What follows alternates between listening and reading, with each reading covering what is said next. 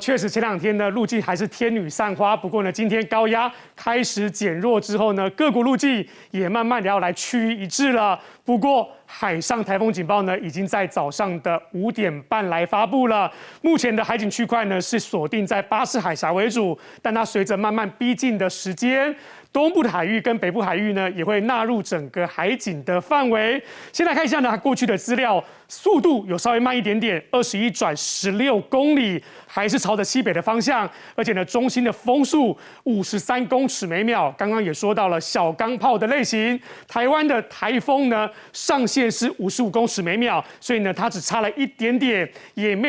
难怪气象局长郑明典说，接近于强台的最强等级台风，一定不能轻忽哦。尤其它的暴风半径呢，虽然没有我们想象中强台应该要有200多公里，它只有180公里，但不要忘记了，暴风圈里面是非常的可怕，所以呢，各国路径要怎么走，大家也很关心。包括台湾气象局在内呢，目前大概的一致的区块都是锁定在东部的近海来北上，有没有可能中心登陆？还是有可能以这个东北角为主，但现在的焦点呢，不止在中心会不会登陆。你可以看到呢，整个暴风圈其实呢，会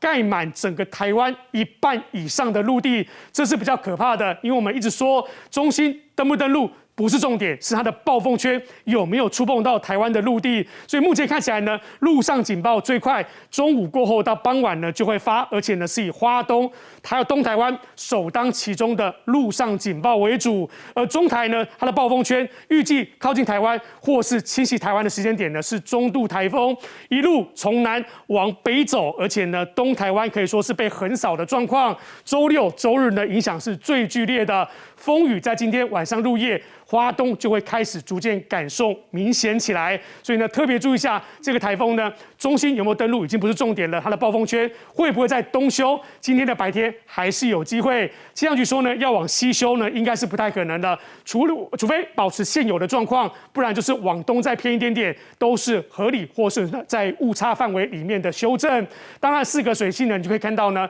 今天下半天除了有山区午后阵雨之外呢，蛮典型的夏季气候。今天晚上入夜，你可以看到呢，右下角的花东区块，还有恒春半岛水汽就要渐渐来增加，尤其周六周日风强雨大是可以预期的，尤其暴风圈里头呢是保持着强台的下限或是中台的上限为主。温度降雨，你可以看到呢，今天的温度大概呢风前就会有暖区，台风前就会有沉降效应，所以呢，今天比起前2天的热会更加的明显，天气在白天会非常的好，这是暴风雨前的宁静。每一次台湾这个台风接近台湾，都会有这样的状况，所以呢，看到太阳的机会都非常的高。下午呢，只有山区午后有一些零星的短暂阵雨。高温警示发了8个县市，双北、桃园、宜花东，还有南投、金门等县市。台东现在已经开始出现长浪了，所以呢，海上台风警报一发，就知道这个海边海上的活动都完全来禁止，完全来避免。